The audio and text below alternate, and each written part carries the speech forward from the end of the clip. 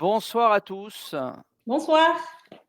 On est ravis de vous accueillir pour ce nouveau Patrimo Live, le dernier de l'année. Ce soir, donc, j'aurai le plaisir d'animer ce webinaire avec Ouda Selmouni, notre responsable de l'ingénierie. Bonsoir Ouda. Bonsoir Gio. Bonsoir tout le monde.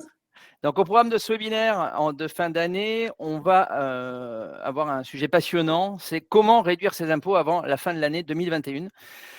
Donc, dans un premier temps, je vous propose d'aborder ce sujet que nous traiterons donc régulièrement en rendez-vous. Nous allons donc d'abord regarder les mécanismes qui permettent de diminuer la pression fiscale et on va balayer l'ensemble des mécanismes. Donc, les déductions d'impôts, les réductions d'impôts, et nous terminerons par la défiscalisation immobilière, qui sera aussi un sujet qui peut vous intéresser.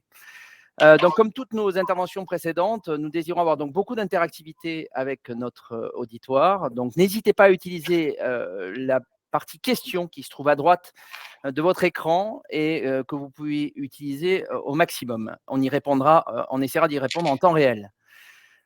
Bon webinaire à tous et surtout, posez vos questions. Alors,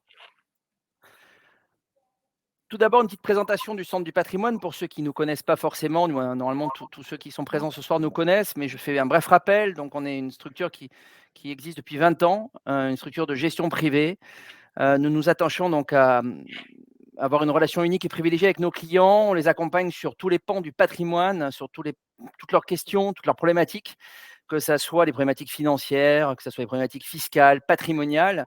Et on les accompagne dans un monde qui bouge en permanence.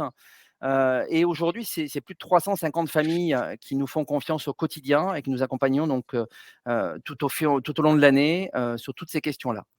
On est une société avec un actionnariat aujourd'hui familial, avec des prérogatives qui sont la proximité, la réactivité et la stabilité de la relation dans le temps, puisqu'aujourd'hui, ça fait donc plus de 20 ans que nous accompagnons pour les plus anciens clients la relation. Donc, je vous propose de démarrer. Et avant de démarrer, je vais vous lancer un petit sondage qui va nous permettre un petit peu de connaître aujourd'hui. Hop, donc je vais publier le sondage. Donc la question, elle est assez ouverte. C'est connaissez-vous la différence entre réduction, déduction et crédit d'impôt? Alors je vous laisse Quelques secondes. quelques secondes pour y répondre. On a un public averti quand même ce soir, hein. On a un public averti. Donc c'est plutôt oui. Alors, pour ceux qui ont assisté à notre webinaire du mois d'avril-mai sur la composition du revenu et la déclaration fiscale que nous avions animée avec Ouda, pour cela, ça va vous rappeler quelque chose puisqu'on a essayé de se rattacher à ce webinaire et de se rattacher à ce qu'on vous avait expliqué à ce moment-là. Donc aujourd'hui, très clairement, vous avez 3 notions à connaître sur la capacité donc de réduire votre pression fiscale. Pour réduire votre pression fiscale, soit vous pouvez travailler grâce aux déductions d'impôts, soit vous pouvez travailler grâce à vos réductions d'impôts, soit troisième mécanisme, qui est le mécanisme du crédit d'impôt. Alors, sur la déduction d'impôt, je vais y revenir pour ceux qui ont donc regardé le webinaire du mois d'avril. Ceci dit, pour ceux qui ne l'ont pas regardé, je vous invite à vous connecter sur notre chaîne YouTube et à regarder ce webinaire. Donc, pour ce qui est donc de la déduction d'impôt, on a tendance à dire qu'on travaille sur le revenu, on travaille en haut de la déclaration d'impôt, c'est-à-dire qu'on va travailler sur le revenu. C'est grâce au mécanisme de réduction ou de diminution du revenu que nous allons, de manière là aussi mécanique, réduire l'impôt. Ce n'est pas une réduction donc d'impôt à proprement parler, ça travaille sur le revenu, ça travaille sur la feuille, donc sur la partie haute du revenu. C'est la déduction donc, qui est accordée en contrepartie d'une dépense appelée charge déductible. On va y revenir derrière et on va regarder aujourd'hui quels sont les outils que nous pouvons utiliser en termes de déduction d'impôt avant cette fin d'année. Deuxième outil, la réduction d'impôt. Alors elle vient pour le coup corriger l'impôt en bas de la feuille. Et donc concrètement, une fois que l'impôt est calculé, on va appliquer les réductions d'impôt et c'est grâce à ces réductions d'impôt qu'on va avoir une diminution globale de l'impôt. Dernier sujet, le crédit d'impôt. Alors pourquoi on l'appelle crédit d'impôt? On l'appelle crédit d'impôt parce qu'en fait, si le crédit d'impôt est supérieur à l'impôt dû, le surplus donne lieu à un remboursement. Il n'est pas perdu, hein, au contraire, on reçoit un chèque un virement, excusez-moi de parler d'un ancien temps, mais on reçoit un virement qui permet donc d'avoir ce qu'on appelle un crédit d'impôt, donc un surplus, un gain fiscal. Et donc, en fait, dans ce phénomène, en fait, on ne perd pas d'argent, même si à la limite, on avait utilisé un mécanisme donc qu'on appelle crédit d'impôt. Eh bien, si le crédit d'impôt permet d'obtenir un remboursement supérieur à l'impôt dû, on vous remboursera le trop payé. Alors, on va commencer par les déductions d'impôts. Alors, on ne va pas balayer toutes les déductions d'impôts parce qu'il y a des déductions d'impôts. Ce soir, on va regarder les outils que vous avez pour ces 30 derniers jours devant nous pour agir rapidement. Bien évidemment, il y a des déductions d'impôts et là encore, je vous invite à vous rapprocher de ce webinaire que nous avons réalisé en avril-mai et vous pourrez regarder donc l'étendue de tout ce que nous pouvons appeler de déduction d'impôts. Donc, ce soir, on va travailler sur donc on va faire un rappel sur le revenu brut global et le revenu net imposable et les charges déductibles. Donc, comme vous pouvez le voir, au niveau des charges déductibles, on va avoir un ensemble de charges qu'on peut déduire, qui sont on va dire des régimes de faveur que nous autorise bien évidemment l'administration fiscale, auquel on peut retrouver donc l'abattement forfaitaire pour les salariés de 10% ou les frais réels en fonction du choix qui est le plus avantageux pour le salarié. Vous allez retrouver les pensions alimentaires qu'on fait souvent aux enfants ou qu'on peut faire à des ascendants en fonction des situations particulières. On peut avoir les prestations compensatoires qu'on va retrouver, les déficits et déficits globaux des années antérieures, ça c'est très spécifique, à regarder au cas par cas. Les frais d'accueil pour personnes âgées de plus de 75 ans, souvent c'est dans ce qu'on appelle les EHPAD en l'occurrence.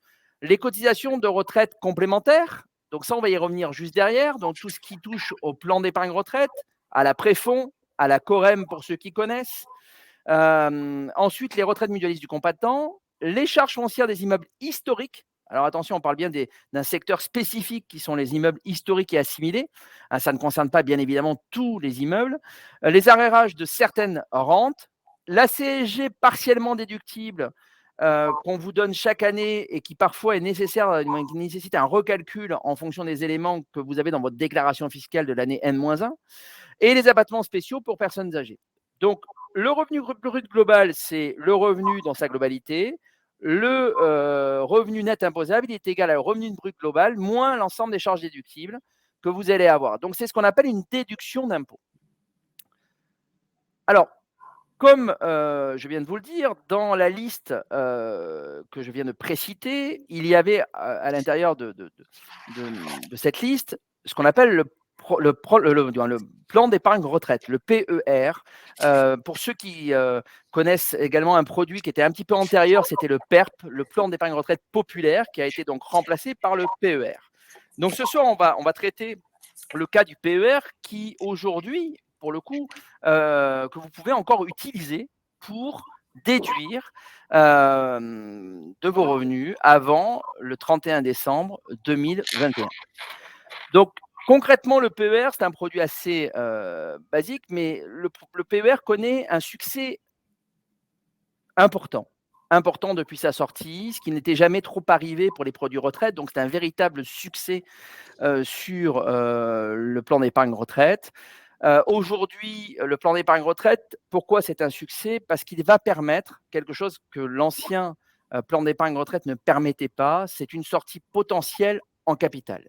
Alors après, bien évidemment, il faudra voir s'il y a un intérêt ou pas de sortir en capital et comment il est intéressant de sortir en capital. Mais le plan d'épargne retraite populaire, pour le coup, lui, il ne permettait pas de sortir en capital, il permettait simplement de sortir en rente. D'où, je pense, une appétence plus forte pour le PER. Alors, pour revenir au produit qui nous intéresse aujourd'hui, bien évidemment, l'intérêt du PER, c'est je cotise et je vais déduire cette cotisation de mon revenu global et donc diminuer de facto mon revenu net imposable et mécaniquement, je vais donc apporter une correction à mon impôt et donc une réduction d'impôt.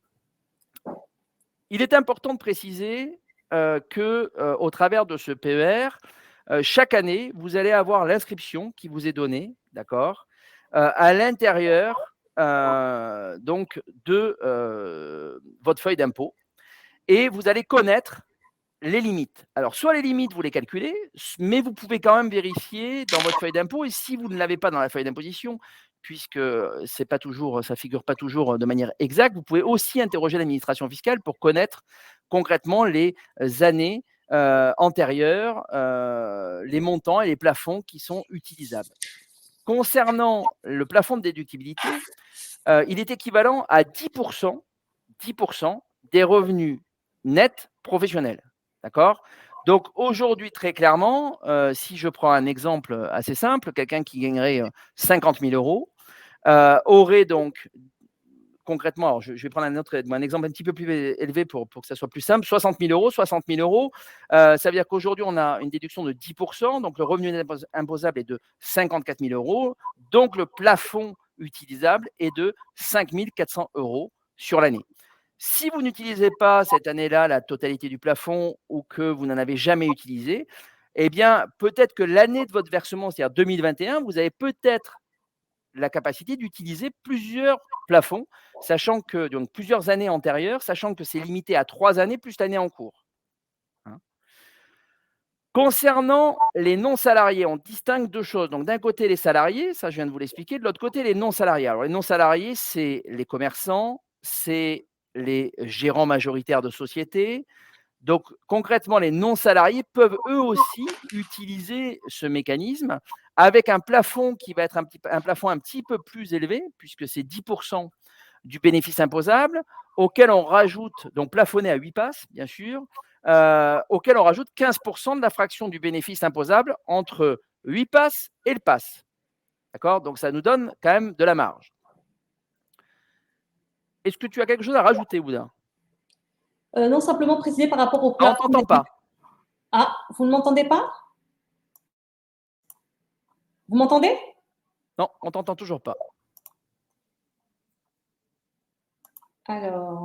Alors, concrètement, sur le PER, aujourd'hui, c'est un produit tunnel, mais sur lequel, très clairement, on a une capacité aujourd'hui de sortir en capital.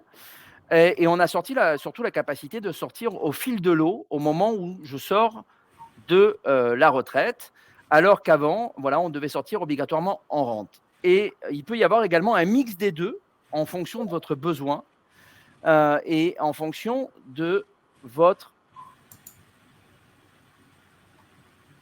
Ah, j'ai des questions, on vous entend. Il n'y a que moi qui ne t'entends pas, a priori.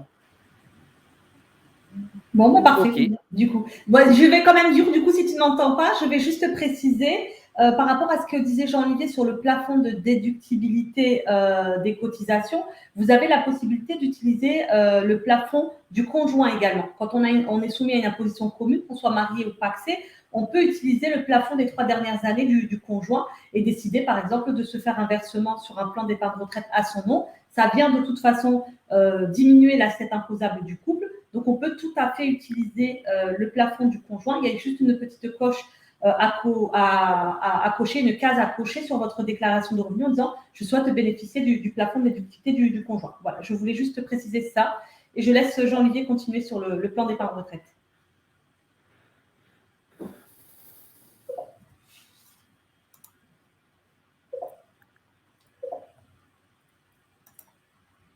Ok. Alors, je vous propose pour le coup d'attaquer donc les réductions d'impôts et je vais donc laisser la parole à Ouda. Alors, vous l'avez bien compris, je n'entends pas Ouda. Donc Ça tout va le être monde pratique. m'entend. Ouda m'entend, elle sourit. Donc c'est à toi Ouda, à toi la parole sur la partie réduction d'impôts si tu n'as rien à rajouter donc en plus sur la partie déduction. C'est parfait. Je prends la main du coup. On va regarder du coup les réductions d'impôts. Donc tous les dispositifs en fait de placement, toutes les solutions d'investissement que vous avez pour le coup non pas en déduction mais on parle de réduction d'impôts. Donc comme vous l'a dit Jean-Olivier, les solutions qui vont permettre d'effacer l'impôt sur le revenu. Le premier investissement dont on va parler, c'est l'investissement dans des FCPI FIP. Alors qu'est-ce que c'est les FCPI FIP? FCPI, c'est Fonds commun de placement dans l'innovation et FIP, c'est Fonds d'investissement de proximité. L'objectif de ces investissements-là, en fait, c'est de financer la croissance et le développement d'entreprises françaises et ou européennes, mais qui sont non cotées en bourse.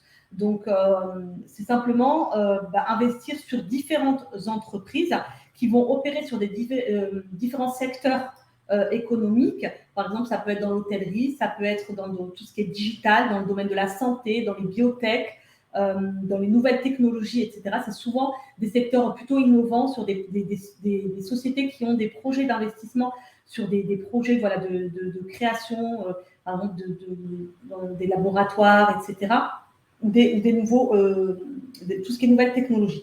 Donc, on va avoir cette réduction d'impôts en contrepartie de l'investissement qui aura été fait dans ce type de fonds. Alors, on a une obligation de conserver ces titres pendant 5 ans sous peine de redressement fiscal, sachant que la durée moyenne de l'investissement sur ce type de produit, c'est plutôt 6 à 8 ans parce que la société, lorsqu'elle collecte les fonds, alors c'est sous plusieurs étapes en fait, vous allez avoir une période de souscription, une période de commercialisation de la part de la société de gestion qui peut être en général de 6 mois à 1 an. Là, donc, on peut investir dans ces fonds-là jusqu'au 31 décembre 2021.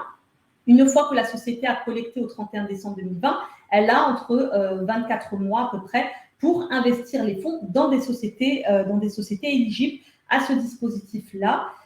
Et du coup, le temps qu'elle investisse, après, vous conservez vos parts pendant 5 ans.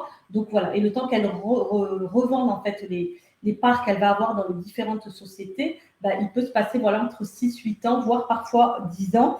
La réduction d'impôt, elle était de 18% jusqu'au du 1er janvier 2021 au 8 mai 2021. Elle est passée à 25% après validation de la Commission européenne jusqu'au 31 décembre 2022. Et puis pour 2023, on repassera à une réduction d'impôt de 18%.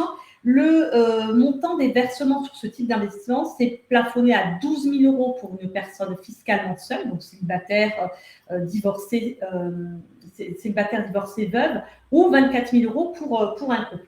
Les FIP Corse, les FIP Outre-mer, j'en parle pas trop parce qu'on en trouve de moins en moins aujourd'hui sur le marché.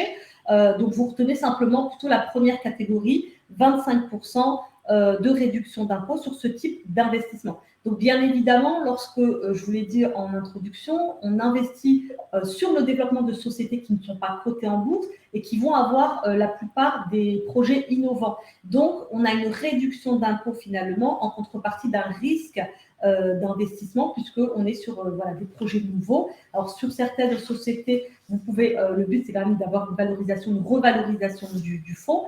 Mais voilà, on reste quand même dans du capital risque. On peut avoir un risque de perte en capital sur ce type de placement. Maintenant, notre travail, nous, c'est aussi de choisir la société de gestion avec laquelle, justement, on va travailler et regarder le sous-jacent, les entreprises dans lesquelles le fonds va investir.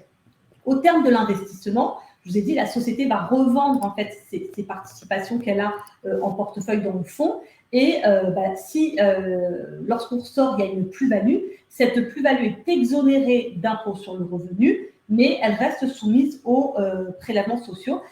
Cet investissement-là, donc la réduction d'impôt que vous avez, elle est soumise au plafonnement des niches fiscales de 10 000 €. Hein. Donc, vous savez que vous n'avez pas le droit de dépasser, depuis 2013, de dépasser en toute réduction d'impôt et crédit d'impôt, tout avantage fiscal confondu, hors certains avantages qui sont exclus, vous ne pouvez pas dépasser 10 000 € de réduction d'impôt et de crédit d'impôt et réduction, oui, par an. Ça, c'était pour le premier investissement. Deuxième type d'investissement que vous pouvez encore faire avant la fin de l'année, c'est l'investissement dans une Sofica. Donc, avant de lancer les Sofica, je te propose de lancer le sondage sur les FCPI. Alors, hop, tu le publies? Ah, c'est bon.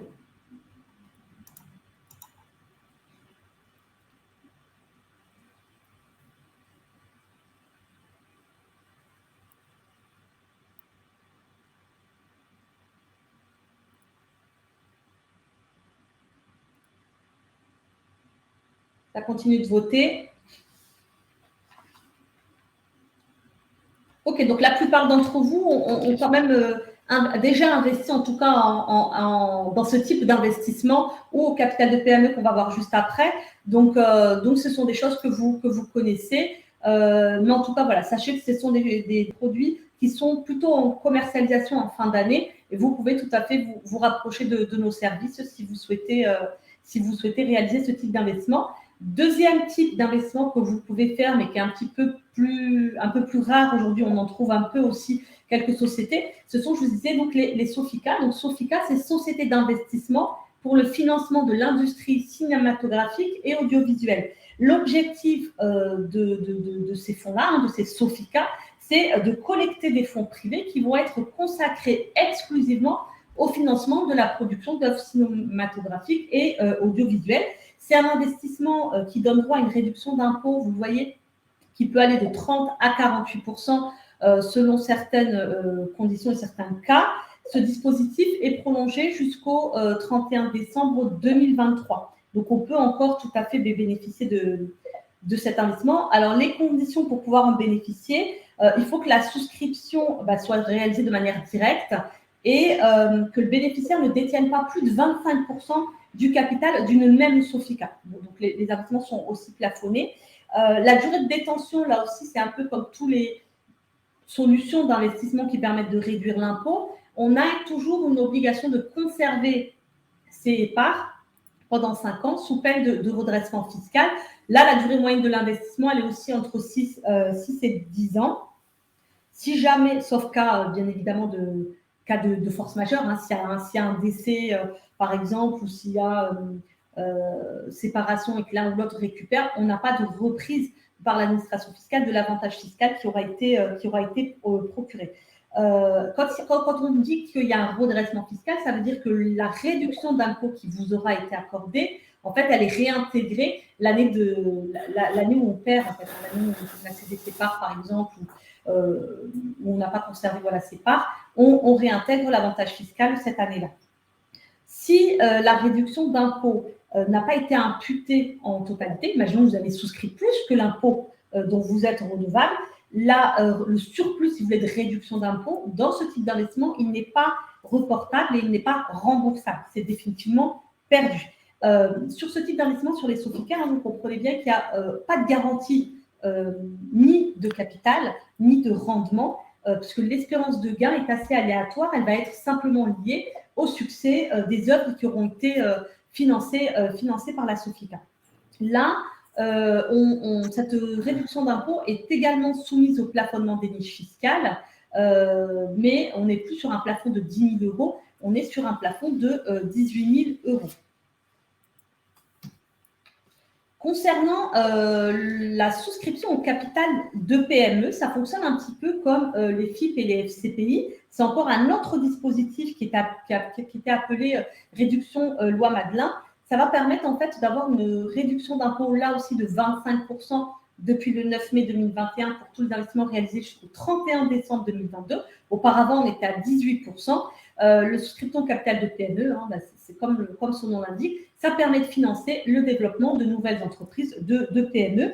Donc, en contrepartie de l'apport numéraire que vous allez faire, vous allez obtenir la qualité d'associé ou d'actionnaire de la société. Vous allez là aussi avoir une obligation de conserver vos parts pendant 5 ans sous peine de reprise fiscale. En revanche, l'apport que vous allez faire, l'apport que vous allez inscrire au capital de la PME ne pourra faire l'objet d'un remboursement qu'après un délai de 7 ans suivant la souscription. Et non pas 5 ans, le 5 ans étant simplement lié à l'obligation de conserver les parts pour conserver son avantage fiscal. Là, la société dans laquelle il va falloir investir, ça va être une société, entreprise nouvelle, donc une société qui est en phase de développement ou d'expansion. C'est une société qui doit être soumise à l'impôt sur les sociétés et qui doit exercer une activité commerciale, industrielle, artisanale, libérale ou agricole. Donc, en fait, on peut disposer de ce dispositif-là, même par exemple, si vous souhaitez, je ne sais pas, vous avez quelqu'un dans votre entourage qui crée une entreprise nouvelle, qui a besoin de fonds pour se lancer dans son projet. Si cette société répond à un certain nombre de conditions, à des critères d'éligibilité, pour vous permettre de bénéficier d'une réduction, vous pouvez tout à fait décider d'investir dans cette société-là. Ce n'est pas forcément via une société, enfin un partenaire ou une société de gestion qui fait ce type d'investissement. Là, la limite de versement, elle est de 50 000 euros pour une personne fiscalement seule et de 5 000 euros pour un couple. mariés ou pacsés soumis à une imposition commune. Donc, je vous dis 25% de réduction d'impôt, ce qui nous ramène à un montant maximum de réduction d'impôt de 12 500 € pour une personne seule et 25 000 € pour un couple. Sachant que dans ce dispositif-là, si vous avez un surplus de réduction d'impôt, là, pour le coup, ce n'est pas perdu, c'est reportable les 4 années suivantes. Le plafonnement des niches fiscales, on n'en parle pas, c'est la même chose. On passe à l'investissement en outre-mer. Là aussi, je pense que tu peux lancer le sondage, Jean-Olivier. Oui, je lance le sondage, d'autant que je réentends tout le monde. Je te réentends, Ouda. Ah, parfait. Je n'ai plus de problème de Ça devenait compliqué de lire ça sur les lèvres. C'était très compliqué. Je viens de publier un sondage donc pour savoir si vous avez déjà utilisé une Sofica ou une Girardin pour réduire vos impôts.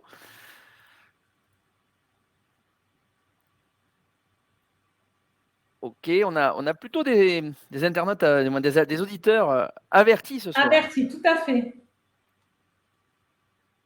On répondra aux questions juste après, à la fin, avant de partir sur la dernière partie.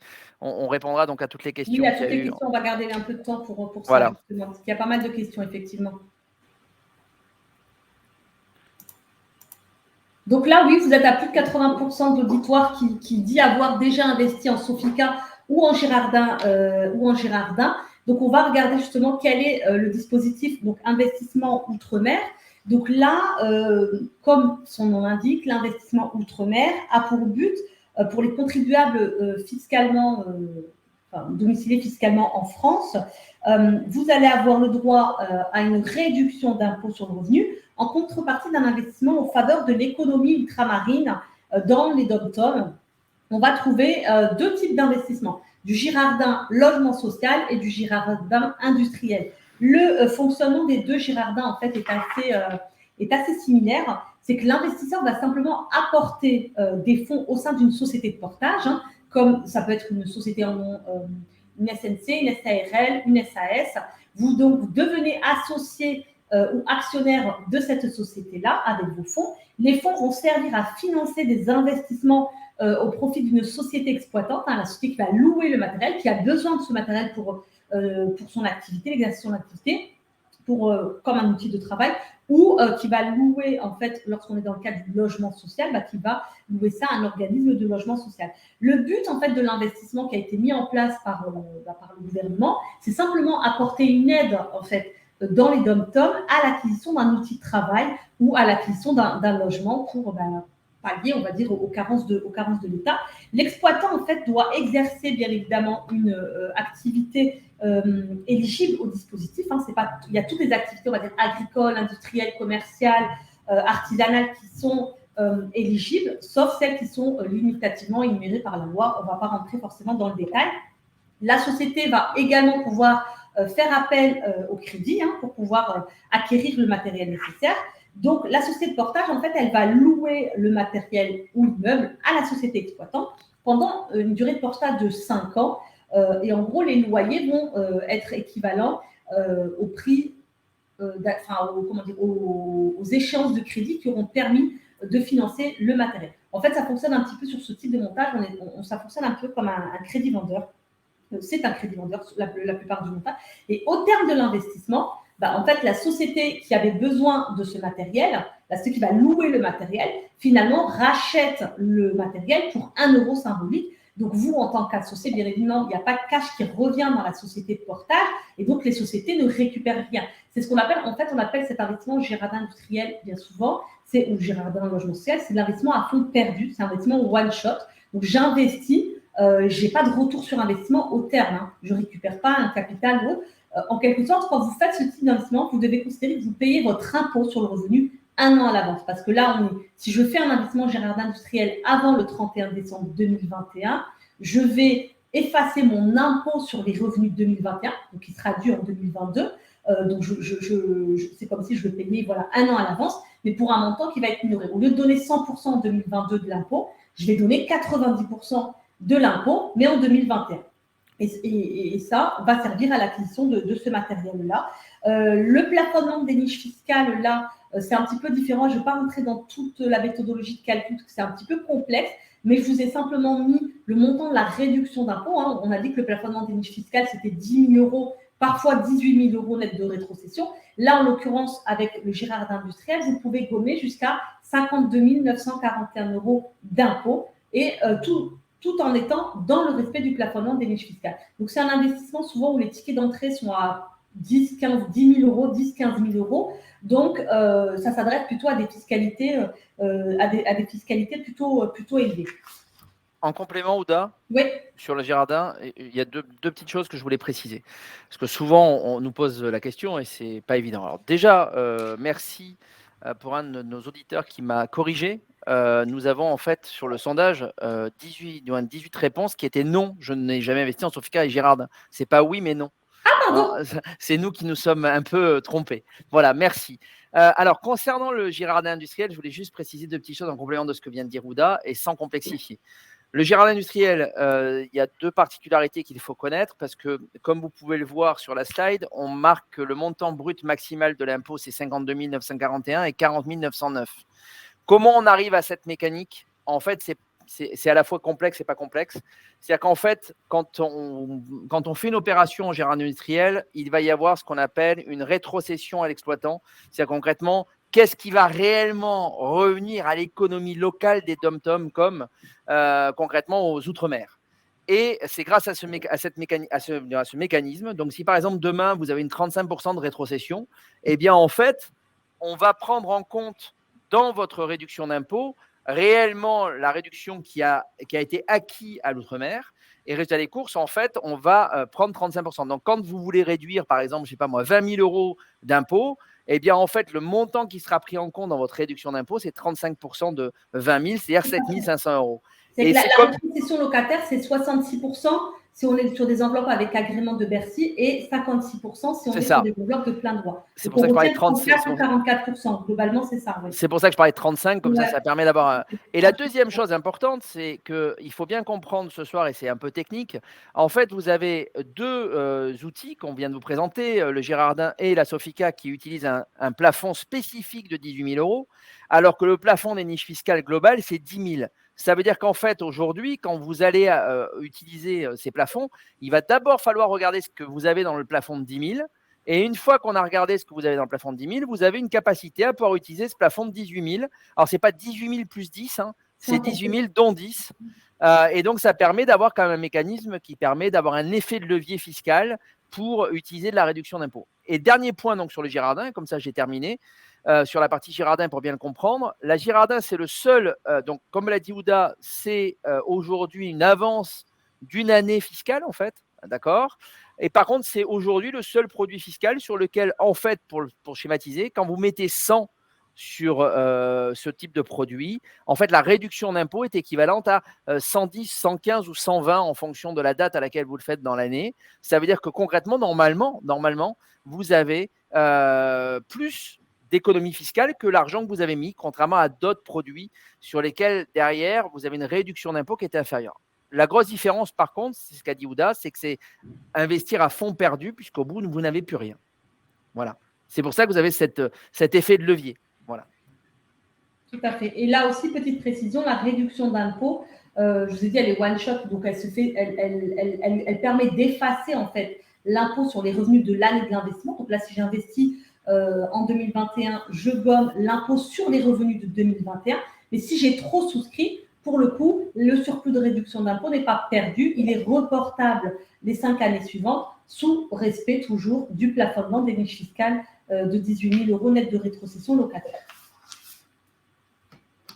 On passe à un dernier investissement qui permet d'avoir une réduction d'impôt sur le revenu. C'est l'investissement dans les bois et forêts qui est un peu plus méconnu. C'est un investissement en fait qui permet d'acquérir via souvent un groupement foncier forestier ou parfois même via en direct, qui permet d'acquérir des bois et forêts. Donc, on est plutôt dans un placement écologique avec une optique de protection de l'environnement. Ça va permettre de réduire tant l'impôt sur le revenu que l'impôt sur la fortune immobilière selon les cas.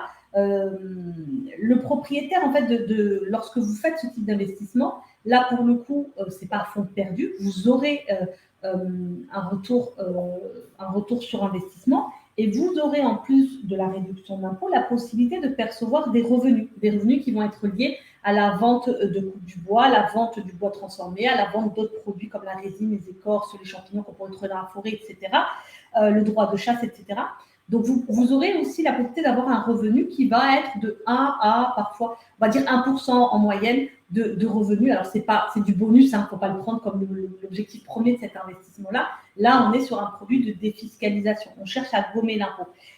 La réduction d'impôt, elle va être de 18% du prix d'acquisition du bien, dans la limite de réduction de 5 700 € pour une personne seule et 11 400 € pour un couple. Alors, l'investissement dans les bois et forêts, contrairement à ce qu'on a vu sur les autres investissements où la durée de placement était entre 5 et 10 ans en fonction des produits et des sociétés, là, on est vraiment sur un investissement long terme, très long terme, puisque on est à 20 à 30 ans.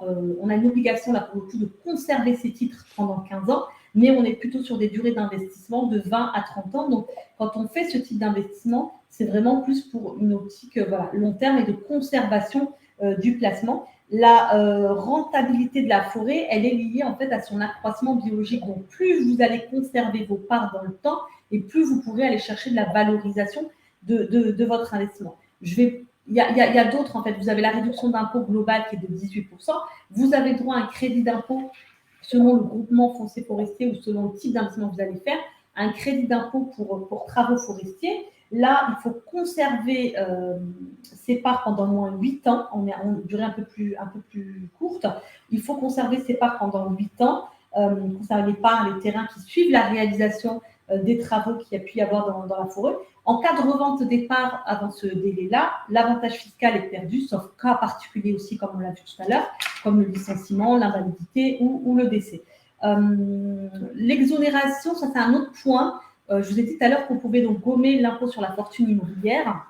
Donc, on a une exonération, en fait. Cet investissement-là permet d'exonérer le capital investi à hauteur de 75% de l'impôt sur la fortune immobilière, sur l'IFI. On a également une exonération à hauteur de 75% lorsque on veut transmettre, alors par donation ou succession, les parts que nous pouvons avoir dans ce groupement foncier forestier. On va avoir droit donc à une exonération des parts à hauteur de 75%. Donc finalement, l'assiette taxable au droit de donation ne va porter que sur 25%.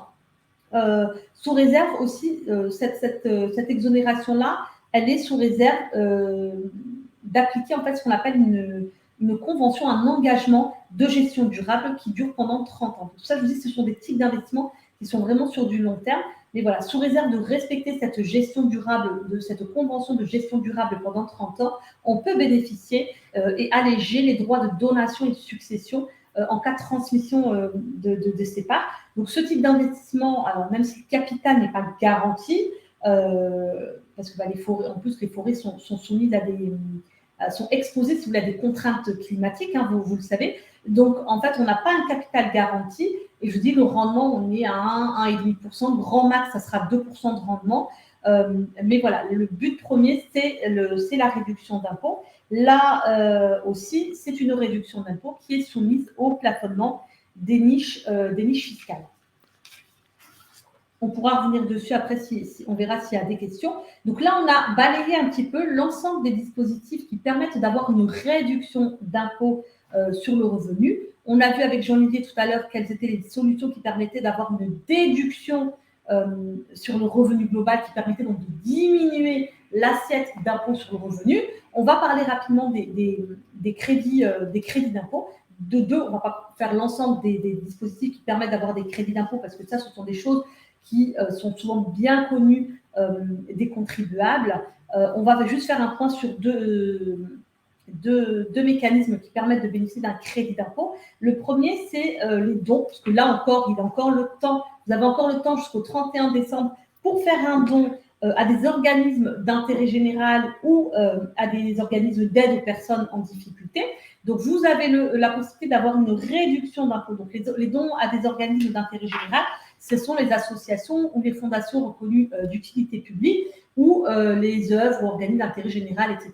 Souvent, de toute façon, quand vous voulez faire un don à une association, elle va vous donner un reçu fiscal et ce sera indiqué dessus si vous êtes dans cette catégorie-là, organisme d'intérêt général ou organisme d'aide aux personnes en difficulté. La réduction d'impôt, elle est de 66% du montant du don, plafonné à 20% du revenu imposable. Si ce plafond de 20% des revenus est dépassé, la réduction d'impôt, elle est reportable sur les 5 années suivantes. Lorsqu'on est dans le cas d'un don aux organismes d'aide en difficulté, là, donc on a dit, ce sont les associations qui vont fournir, par exemple, gratuitement des repas ou des soins, etc., comme le Resto du Cœur, la Croix-Rouge, le Secours populaire. Là, on va avoir le droit à une réduction d'impôt de 75% plafonnée à 1 000 euros et la fraction qui excède le surplus, alors lui n'est pas reportable pendant 5 ans, on va pouvoir avoir le droit à une réduction d'impôt de 66%, on repasse dans l'autre catégorie, de 66% dans la limite de 20% du revenu imposable.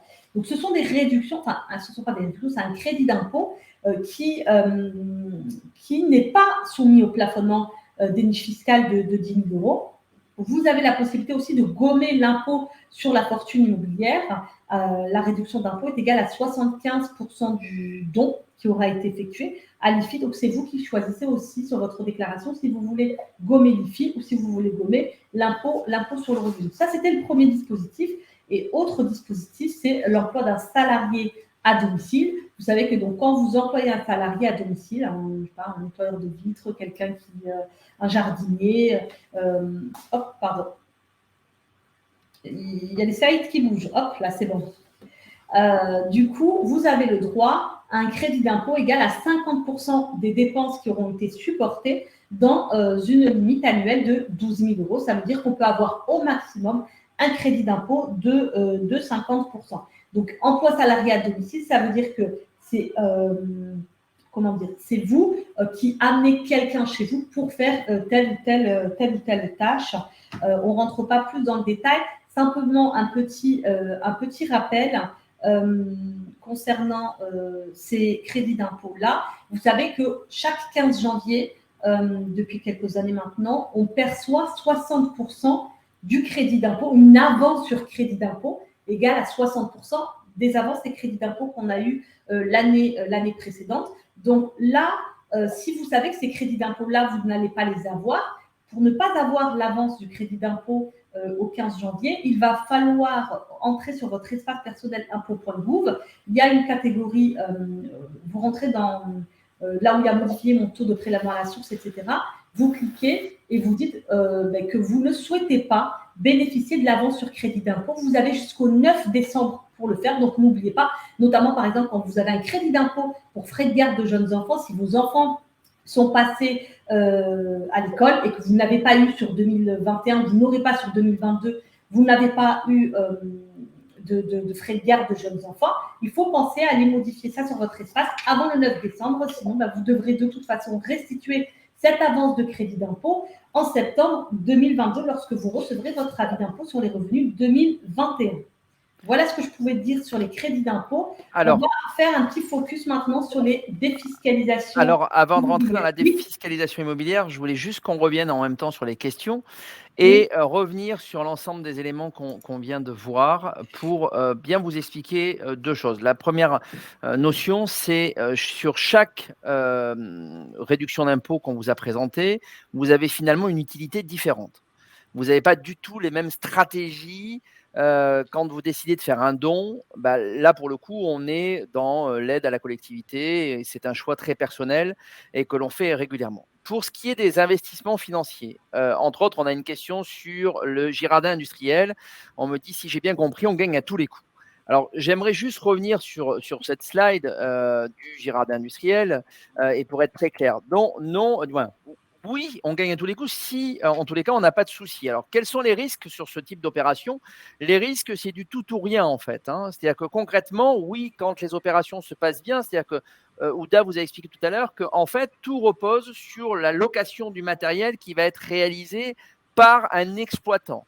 Donc, si demain l'exploitant que vous avez sélectionné, alors, ou que l'opérateur a sélectionné font les plombs, ou que le matériel est détruit, par exemple, demain, et qu'il ne peut plus être exploité, il peut y avoir des remises en cause fiscales. Donc, il est très important, quand vous faites de la gérade industrielle, d'une part, de vérifier quel est l'opérateur qui vous fait faire l'opération, quels sont ses taux de défaut, est-ce que concrètement, il a eu beaucoup de sinistres ou pas de sinistres, comment il sélectionne les entreprises, comment les dossiers vont être sécurisés au maximum. Donc, non, ce n'est pas totalement sûr, hein, loin de là.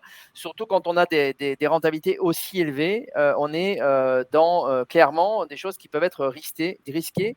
Et le risque, il est du tout ou rien. C'est-à-dire que si demain, vous aviez un problématique avec le matériel ou la société qui ne peut plus exploiter, vous pourriez très bien vous retrouver avec un appel de l'administration fiscale qui vous demanderait de payer finalement l'impôt qui était dû. Donc, vous auriez l'impôt qui est dû, plus l'argent que vous auriez mis dans l'opération. Oui, donc vous aurez payé 2 fois l'impôt. Donc, il faut quand même faire très attention à ce type d'opération. Alors, sur les autres opérations, pour le coup, puisqu'il y a aussi des questions qui nous ont été posées sur les PME ou sur les FCPI FIP. Alors, déjà, pourquoi la Corse et l'Outre-mer est plus favorisée que la métropole? Les réponses aujourd'hui, très clairement, quand on majore une réduction d'impôt, c'est souvent pour flécher l'épargne. Hein. C'est-à-dire que souvent, c'est parce qu'on veut favoriser ces territoires qui aujourd'hui manquent de flux d'investissement. Et donc, résultat des courses, on a majoré, du moins le gouvernement, l'État a majoré tout simplement les réductions d'impôts sur la Corse et l'Outre-mer pour favoriser les flux d'investissement. Pour finir, et pour bien comprendre, donc tout ce qui concerne FIP, FCPI, l'investissement au capital de PME et l'investissement en forêt, alors, ce n'est pas du tout la même chose. Alors, je vais reprendre d'un côté la partie PME et la partie FIP et FCPI. Très clairement, c'est un investissement qui bénéficie d'une réduction d'impôt, mais sur lequel on va attendre malgré tout, in fine, d'avoir un certain rendement. L'objectif, c'est d'investir dans des entreprises non cotées. Donc là aussi, très clairement, il y a du risque. Hein, il faut être très clair. Quand on investit dans des entreprises non cotées, contrairement à des entreprises cotées, ces entreprises peuvent demain avoir et subir une défaillance. Donc, il faut là aussi faire très attention aux sociétés avec lesquelles vous allez traiter, que ce soit les opérateurs qui choisissent les sociétés ou que ce soit l'investissement en direct. Pour finir sur la partie forêt, très souvent, les clients avec lesquels nous abordons ces sujets-là, ce sont des personnes également qui veulent des choses en dehors des marchés financiers ou qui ont une appétence particulière à la forêt. Voilà. Souvent, ce qu'on retrouve, il y a la réduction d'impôt d'un côté et il y a le côté acyclique des éléments de forêt qui permettent d'avoir un rendement, comme l'a dit Ouda, très faible, mais qui sont parfois suffisants pour avoir une protection finalement par rapport au marché. Aujourd'hui, on en parle beaucoup. Comment on peut se protéger? Eh bien, la forêt fait partie aujourd'hui des investissements qui sortent, des valeurs refuges qui permettent de sortir d'un cadre d'investissement traditionnel. Attention malgré tout, là, une fois de plus, au fait que la forêt peut avoir des conséquences climatiques. Et vous pouvez vous retrouver, comme vous l'a dit Ouda tout à l'heure, avec des pertes sèches si vous achetez une forêt identifiée. Et là, pour le coup, ça dépend des montants que vous mettez. Vous pouvez passer par des fonds d'investissement qui investissent dans plusieurs groupements forestiers. Et ça vous permet d'avoir déjà une diversification de votre investissement. J'espère que c'est clair pour tout le monde. Et je crois qu'on a répondu à peu près à toutes les questions. Je reviendrai sur le PER. Il y a une question tout à l'heure qui m'a échappé sur le PER et sur la sortie, sur l'imposition de la sortie en capital. J'y reviendrai juste à la fin du webinaire s'il y a des questions. Alors, ce que je vous propose, c'est d'aborder donc la défiscalisation immobilière pour terminer ces trois parties, puisqu'on avait trois sujets à voir. Donc, sur la partie défiscalisation immobilière, bien évidemment, ce type d'investissement aujourd'hui, on vous le présente, puisque le sujet, c'était comment réduire ses impôts. Maintenant, pour être très clair, la défiscalisation immobilière, ce sont des opérations qui ne pourront certainement pas se réaliser avant le 31 décembre 2021. Mais c'est des choses qu'il faut préparer si, par exemple, ne serait-ce que dès 2022, vous en avez besoin pour défiscaliser et que vous voulez utiliser en tous les cas l'effet de levier fiscal et l'effet de levier immobilier, avec en plus les taux d'emprunt qui aujourd'hui sont très attractifs. C'est vrai qu'il y a un petit cocktail aujourd'hui qui est quand même assez favorable pour ce type d'investissement. Donc la défiscalisation immobilière, le plus simple, c'était de démarrer par le sujet par le dispositif que tout le monde quasiment connaît, qui est le dispositif Pinel. Aujourd'hui, très clairement, le Pinel, entre guillemets, est dans le viseur du gouvernement, puisqu'on attend des modifications pour 2023. Donc, tel qu'on le connaît, je pense que le Pinel, c'est sa dernière année. Donc aujourd'hui, le Pinel, son intérêt, c'est de favoriser donc les zones tendues. C'est principalement donc c'est pas principalement, c'est exclusivement dans le neuf et dans le VFA, donc dans la vente en état de futur achèvement. Vous le voyez, les limites de l'investissement, c'est 300 000 euros par an, 2 logements par an maximum, plafond de 5 500 euros du mètre carré sur la surface habitable. Les conditions donc liées au locataire, c'est le locataire peut être un ascendant ou un descendant, donc ça peut être aussi intéressant quand on a un enfant qui n'est pas rattaché au foyer fiscal de pouvoir le mettre comme locataire, à qui par exemple on verserait une pension alimentaire, hein, c'est tout à fait possible. Pour ces sujets-là, n'hésitez pas également à nous interroger. Il y a un plafond de ressources qui est pris en compte, donc ça favorise quand même plutôt les loyers dits intermédiaires. Hein, ce n'est pas du loyer social, hein, mais c'est du loyer dit intermédiaire. Les conditions louées, donc des conditions de location, c'est plutôt des locations, donc l'équation nue. Par contre, il faut que ce soit la résidence principale du locataire, avec un plafond de loyer en fonction des zones dans lesquelles on va se situer, puisqu'il y a un certain nombre de zones sur lesquelles, en fait, le plafond de loyer va évoluer. Le montant de la réduction d'impôt, il peut être étalé sur 6 ans, sur 9 ans ou sur 12 ans. La réduction sur 9 ans, elle est à 18%, donc 12, 18 et 21. Donc, comme vous pouvez le voir, ça fait à peu près 2% par an, ce qui n'est pas neutre, et 1% par an sur les 3 dernières années si on veut proroger jusqu'à la 12e. Le dispositif final rentre dans le plafonnement des niches fiscales, donc dans le 10 000 euros par an. Donc, ça s'ajoute à tout le reste, à tout ce qu'on a vu précédemment. Donc, il faut quand même bien faire ces calculs.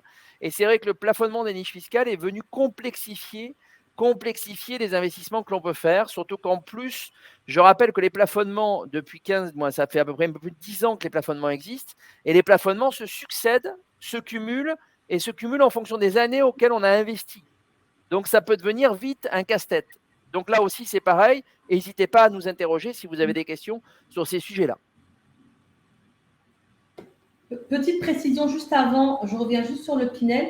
On vous a indiqué que le dispositif était applicable jusqu'au 31 décembre 2024. Comme vous l'a dit Jean-Olivier, pour 2021, c'est un peu trop tard. Pour 2022, les taux de réduction vont être les mêmes. À partir de 2023, on passe à des taux dégressifs en fait, selon l'année d'acquisition. L'année d'acquisition, c'est la date de signature de l'acte chez le notaire. On va en gros avoir à peu près 2% de réduction d'impôt en moins sur l'année 2023 et je crois qu'on passe à un.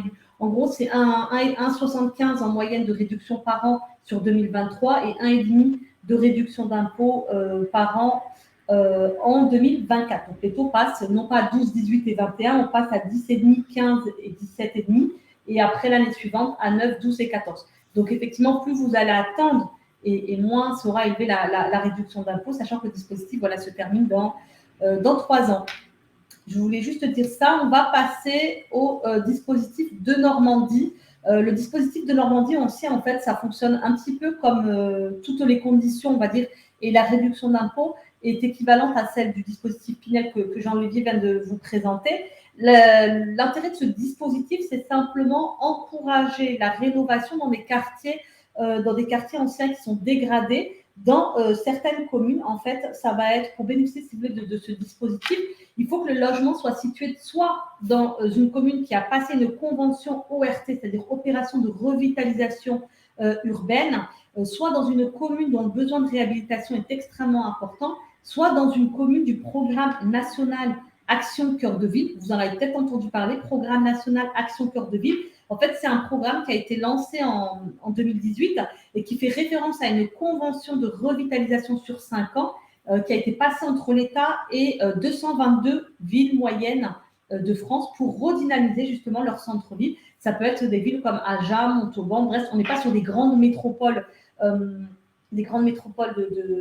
France, comme Toulouse, Paris ou Marseille. Non, c'est plutôt des villes à taille moyenne dans lesquelles on a besoin de redynamiser un petit peu le centre-ville, où on a des quartiers un petit peu dégradés et dans lesquels justement on va pouvoir bénéficier de ce dispositif et donc faire ces sortes d'anciens qu'on va réhabiliter pour devenir un logement quasiment neuf. Donc, c'est un logement ancien qui fait soit l'objet de travaux d'amélioration, soit complètement différent, un local, par exemple, qu'on va venir transformer à usage d'habitation. Et là, donc, je vous ai dit, la réduction d'impôt va être la même. Les travaux, là, dans l'opération, devront représenter au moins 25% du prix du logement pour pouvoir bénéficier de cette réduction d'impôt. Et ensuite, une fois qu'on a fait les travaux, On doit mettre le logement en location nue à titre de résidence principale comme dans le Pinel. On a des plafonds de loyer et de ressources équivalentes à celles du Pinel. Le locataire, en revanche, ne doit pas appartenir au foyer fiscal. Et je vous dis, le logement est situé dans des communes spécifiques. Ça, c'était pour ce dispositif. Là aussi, on est soumis au plafond des niches fiscales.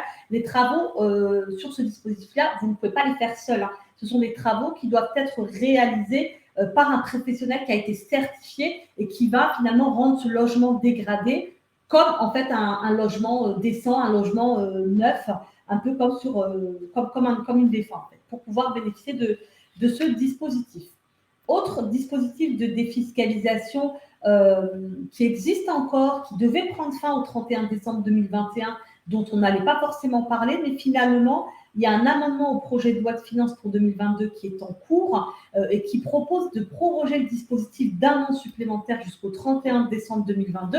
C'est le dispositif LMNP Censi-Bouvard. Donc, LMNP, c'est location meublée non professionnelle. Donc, quand vous avez un appartement que vous louez meublé, vous avez la possibilité, en tout cas au moment de l'acquisition, vous faites le choix de dire soit je suis en LMNP amortissable et à ce moment-là, je vais bénéficier d'amortissement sur toute la durée, sur une trentaine d'années à peu près du bien, mais sans autre avantage fiscal, soit je suis en Censi-Bouvard et à ce moment-là, j'ai le droit à une réduction d'impôt de 11% du prix de revient hors taxe du logement. Cette réduction d'impôt va être étalée sur 9 ans, mais en revanche, derrière, je n'ai pas le droit après que ce soit à la fin de la réduction d'impôt, c'est-à-dire au terme des 9 ans ou pendant les 9 ans, je n'ai pas le droit d'amortir le bien puisque j'ai préféré bénéficier d'une réduction d'impôt. Donc, je vous ai dit, c'est un dispositif qui devait s'arrêter au 31 décembre 2021. On ne sait pas encore si ça va être prorogé. Probablement que oui. En tout cas, c'est à l'étude pour le projet de loi de finances. On peut là aussi acquérir plusieurs logements par an dans ce dispositif-là, mais toujours dans la limite de 300 000 euros par an. Que dire d'autre? Voilà, vous faites l'acquisition d'un bien immobilier neuf ou en état futur d'achèvement, vous le mettez en location dans les 12 mois qui suivent la livraison. L'activité, là, je vous ai dit, loueur meublé non professionnel. Donc, ça ne doit pas être exercé à titre professionnel. Ça veut dire que les recettes qui doivent être générées, qui vont être générées par ce bien-là, doivent être inférieures à 23 000 euros et ne pas représenter plus de 50% de votre revenu global, du revenu global du foyer fiscal. On a une obligation de location pendant 9 ans. Si il y a un changement d'exploitant, imagine qu'il y a un locataire qui part et tout, il n'y a pas de remise en cause de l'avantage fiscal si la période de vacances locatives est pas très longue. En fait, on va pouvoir admettre 1 à 2 mois. L'administration laisse en gros 1 à 2 mois pour retrouver un exploitant. Le bien doit être loué meublé et par bail commercial. Donc, il y a certains logements en fait, éligibles au dispositif sous Bouvard. Ça va être Censi-Bouvard, pardon. Ça va être les résidences de tourisme classées, les résidences de services. En fait, ce sont toutes les résidences de services, les résidences de tourisme classées, les résidences étudiantes, les résidences pour personnes âgées, les résidences d'accueil et de soins agréés, comme les EHPAD, etc. Quand vous faites ce type d'investissement, vous avez aussi la possibilité de récupérer la TVA sur le prix d'acquisition. Il y a certaines conditions à remplir. Il va falloir que le bien, en fait, le logement, propose au moins 3 des 4 services suivants. 3 ou 4, on vous a dit, c'est des résidences avec service. Donc, il faut que le logement propose au moins 3 services sur les 4. Par exemple, la fourniture de linge de maison, la réception de la clientèle, le petit déjeuner, le nettoyage régulier des locaux. Donc, contrairement au dispositif LMNP classique, où vous pouvez vous acheter votre propre appartement, vous remplissez les 11 critères d'ameublement et du coup vous êtes en LMNP. Sur le dispositif Censi-Bouvard, ça reste dans des résidences, ça doit être un logement dans une résidence avec service et qui est au moins 3 des 4 services indiqués par la loi. Là, les loyers que vous allez percevoir vont être soumis à TVA. Et ensuite, voilà, vous avez votre réduction étalée pendant 9 ans. Au terme des 9 ans, vous conservez le bien ou vous le revendez ou éventuellement on peut transformer à ce moment-là, voir s'il y a un intérêt ou pas, peut-être de se repasser en nu et d'être au microfoncier. Voilà, il faut regarder l'ensemble au moment de la situation, voir ce qui est le plus favorable pour vous. Alors, il reste plus que 2 dispositifs à voir. Il nous reste 2 petites minutes, 3 minutes. Donc, il faut qu'on accélère un peu si on veut être dans le temps. Tout à fait.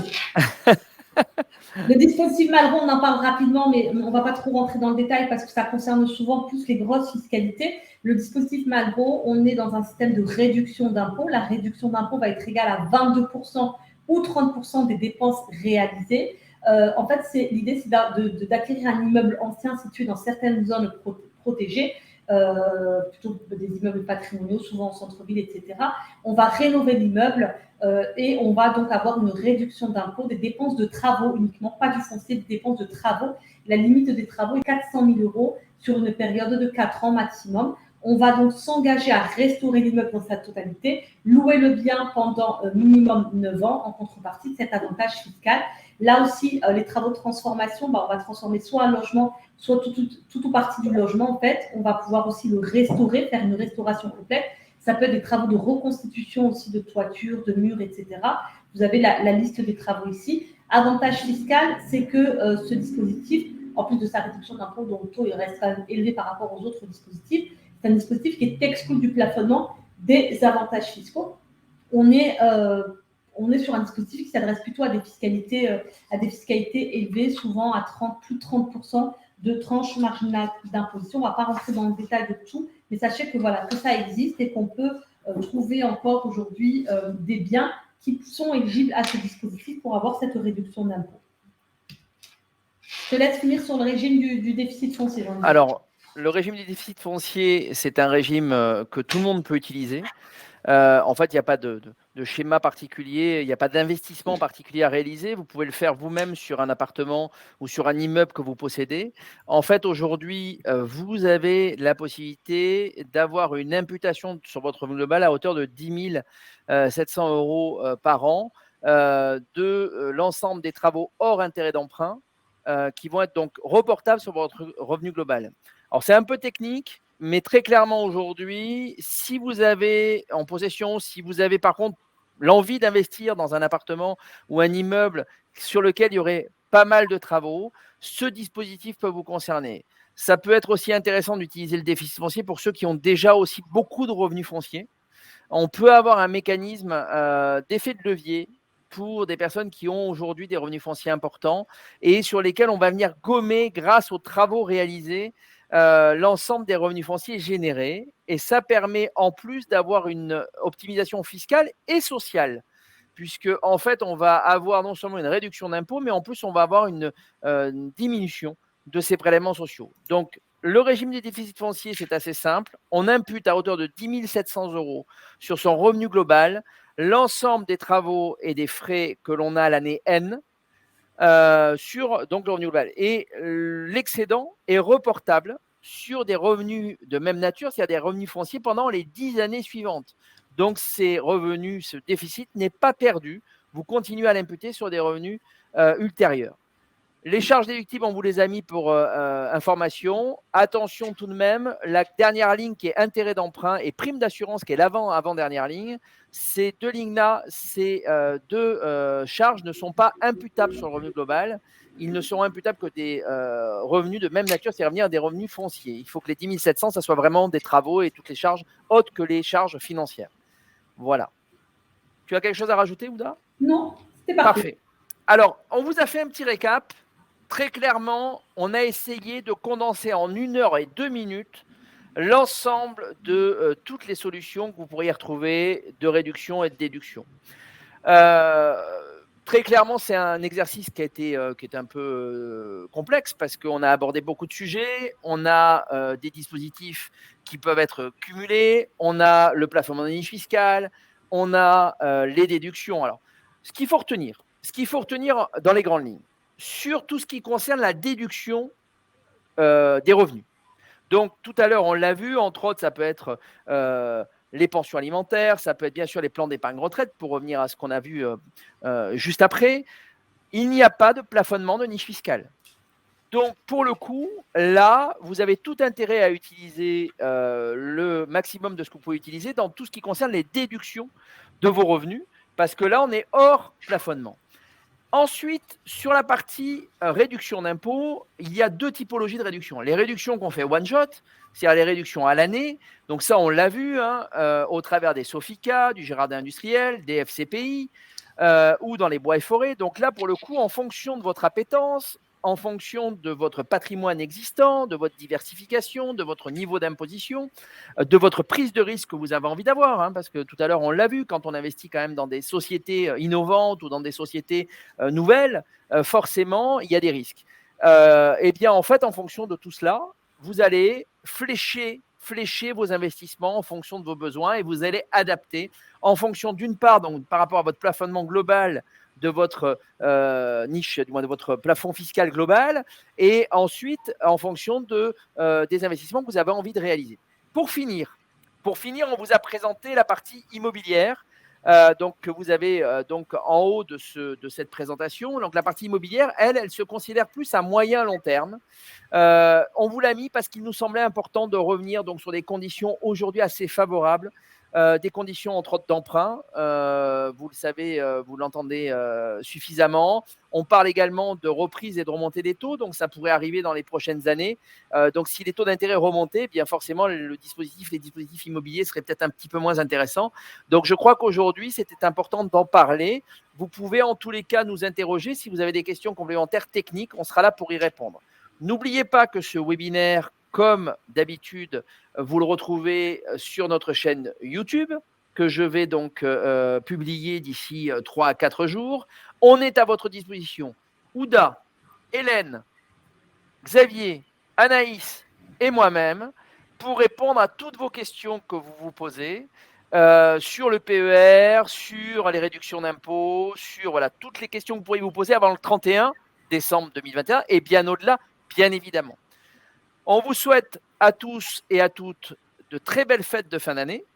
On vous donne rendez-vous l'année prochaine pour des nouveaux Patrimo Live, des nouveaux Live Parlons Finance et Live Parlons Immobilier. On a déjà des invités en prévision.